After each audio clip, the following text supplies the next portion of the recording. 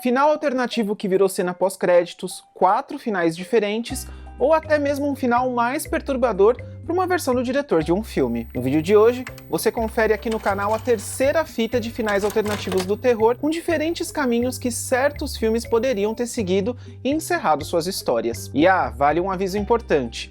Esse vídeo tem spoilers sobre os finais originais de cada filme, que eu vou citar já que esse é o tema do vídeo. Mas fica tranquilo e tranquila que dá tempo de você pausar ou pular o vídeo, porque primeiro eu vou dar uma contextualizada sobre o filme que eu vou falar e depois adentrar ao final original e final alternativo. Aí dá tempo de você pausar tranquilo antes de pegar qualquer spoiler, beleza? Então bora pro play.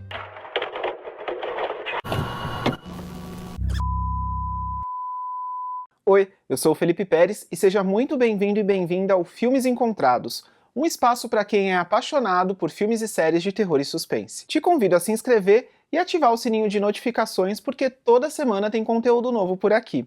Os vídeos longos têm saído às terças, que eu chamo de terças de filmes encontrados, e nas quintas eu sempre publico um short também. Caso você tenha perdido os volumes 1 e 2 de finais alternativos, aproveita para maratonar logo depois que assistir o vídeo de hoje, beleza? E para abrir nossa terceira lista de finais alternativos, eu trago O Albergue, terror escrito e dirigido por Eli Roth nos anos 2000, mais precisamente lançado em 2005.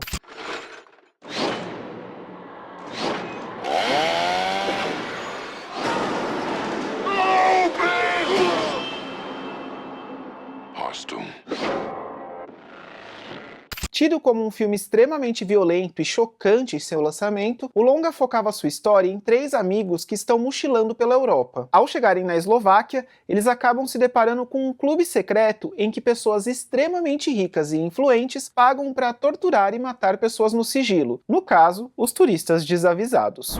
No terceiro ato, um dos 3 amigos sobrevive e tem um encontro final com um dos membros do clube secreto em uma estação de trem, o que resulta em uma das cenas mais sangrentas do longa, com o mochileiro cortando não só os dedos do membro do clube, mas também afogando ele no vaso sanitário e, por fim, cortando seu pescoço. É sangue pra todo lado.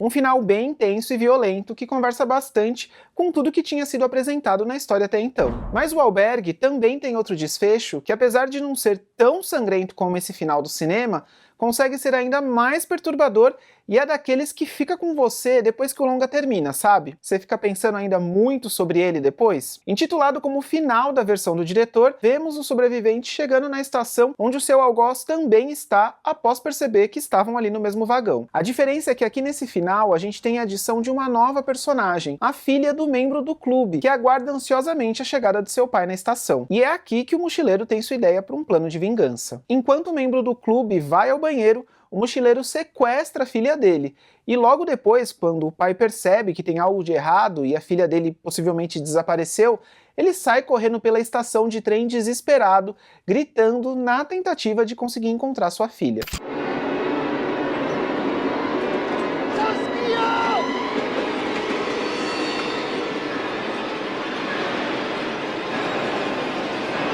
E o filme encerra com o mochileiro e a criança dentro de um dos vagões que segue viagem enquanto ele tampa a boca da criança para ela não gritar. E dá para ver ali claramente que a criança está desesperada de medo. Um final bem cruel. Qual dos 2 finais você acha mais chocante? Me conta nos comentários.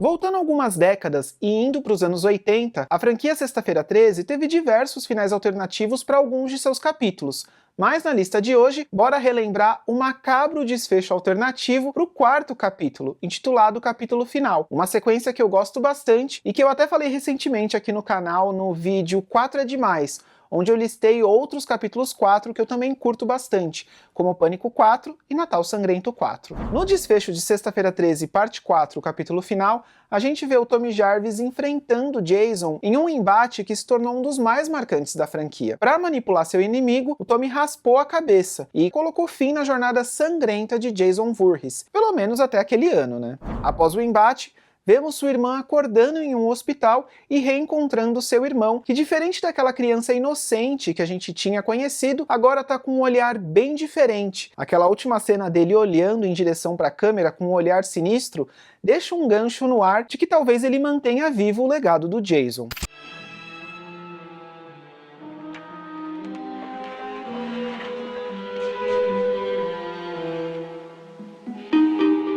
Mas Sexta-feira 13 parte 4 tinha um final alternativo bem sinistro que se apresentava como um pesadelo sobrenatural e perturbador, entre o fim do embate entre o Jason e o Tommy e a cena que a irmã acordava no hospital. Nessa cena alternativa, a gente vê a Trish subir em direção ao segundo andar da casa após notar um vazamento vindo do banheiro. Quando ela chega lá, ela encontra a mãe dela morta na banheira, e em seguida, a mãe dela abre o olho e o Jason surge atrás da Trish para um último susto.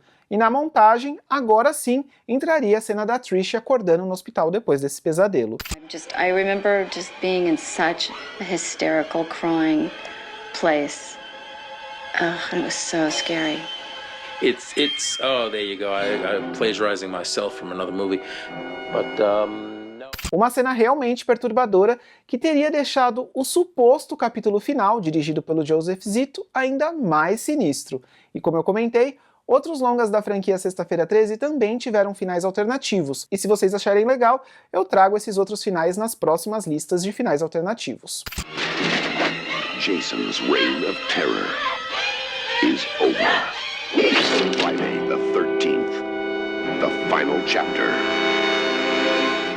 Indo para o terceiro filme da lista de hoje, temos um final alternativo que virou cena pós-créditos, porque o diretor entendeu que, em termos de montagem, realocar essa cena faria muito mais sentido. Tô falando de Ouija, Origem do Mal, de 2016, o prelúdio dirigido por Mike Flanagan para o longa Ouija, Jogo dos Espíritos, de 2014. A cena em questão, que fecharia o longa antes dos créditos subirem, ligava o final do prelúdio ao filme original de 2014, ao mostrar que uma das personagens do prelúdio, a Lina Zander, interpretada pela Annalise Basso, se tornaria uma das personagens que aparece lá no primeiro filme, no caso, a Paulina, interpretada pela atriz Lin Shaye.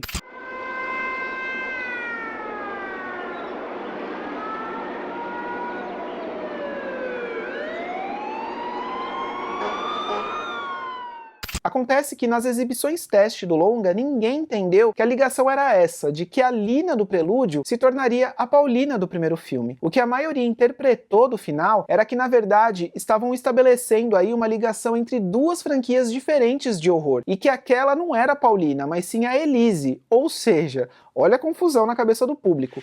Entenderam que era um crossover da franquia Ouija com a franquia Sobrenatural, como se a presença da Lin Shaye ali no desfecho de Ouija, Origem do Mal, significasse que as duas franquias se passavam no mesmo universo.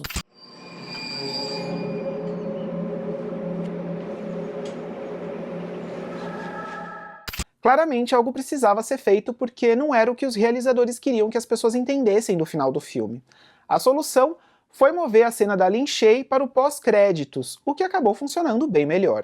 Yes.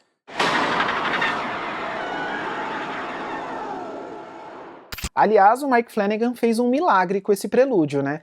Acho ele muito mais interessante que o filme de 2014, algo que eu espero que ele faça com um novo Exorcista, já que anunciaram que ele vai ser responsável por escrever e dirigir o próximo longa da franquia após o fracasso de crítica e público de Exorcista o Devoto, dirigido por David Gordon Green. Vai ser uma história totalmente nova, que vai seguir em outra direção, sem a ligação com a história estabelecida em O Devoto. Com isso, reestabeleço minha fé na franquia, porque eu gosto muito do trabalho do Mike Flanagan, seja com histórias originais ou adaptações de obras já existentes.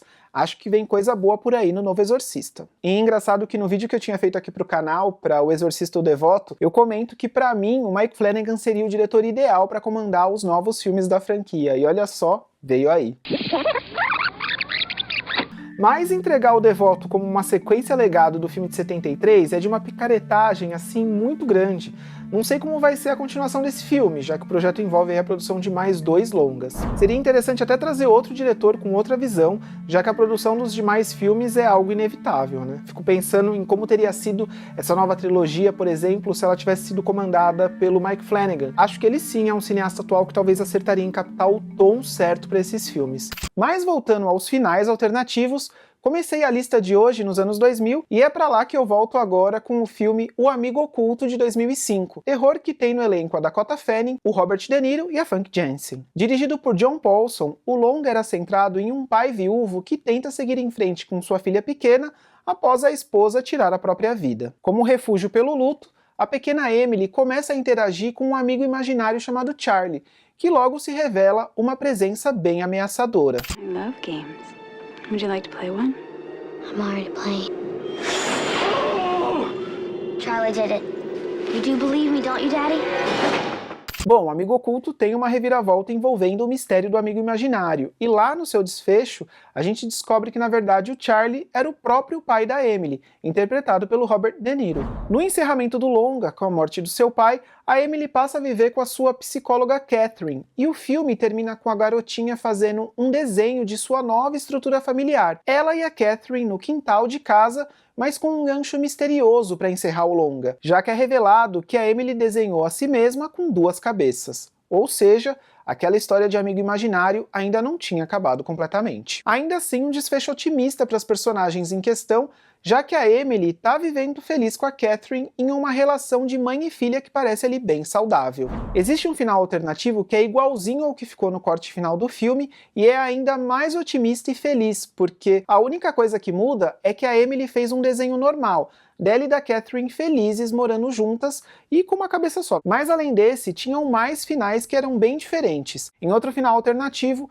a Emily foi morar com a Catherine e em certa noite, depois que a Catherine sai do quarto, a Emily volta a brincar de esconde-esconde, a brincadeira que ela fazia lá durante o filme, mas agora ela faz com seu reflexo no espelho. E a gente ainda tem um terceiro final alternativo, que apresenta essa mesma cena do quarto, mas com uma variação que modifica completamente o destino das personagens, tanto da Catherine quanto da Emily. Ao sair do quarto, depois de conversar com a Emily, é revelado que aquele lugar não é a casa da Catherine, mas sim um hospital ou instituição onde a Emily está internada depois de tudo que aconteceu. E aí, agora sozinha, a Emily brinca de esconde-esconde com seu reflexo no espelho. Um desfecho bem triste para Emily depois de tudo que ela passou durante o filme. Acho que de todos, eu prefiro o final com o desenho das duas cabeças que ficou mesmo no corte do cinema, porque funciona como uma versão equilibrada de todos os outros finais. É um final feliz que traz um gancho que deixa ali uma pulga atrás da orelha.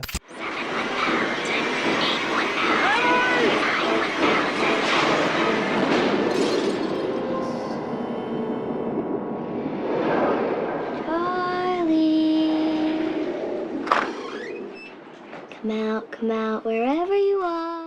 Mas e aí, já conhecia todos esses finais alternativos? Acha que algum deles merecia ter ficado no corte do cinema? Me conta nos comentários e aproveita para deixar um like nesse vídeo se curtiu o conteúdo e se quer mais listas como essa. Muito obrigado por ter assistido até aqui, se inscreve para receber os próximos vídeos e a gente se encontra na próxima terça de Filmes Encontrados. Até lá!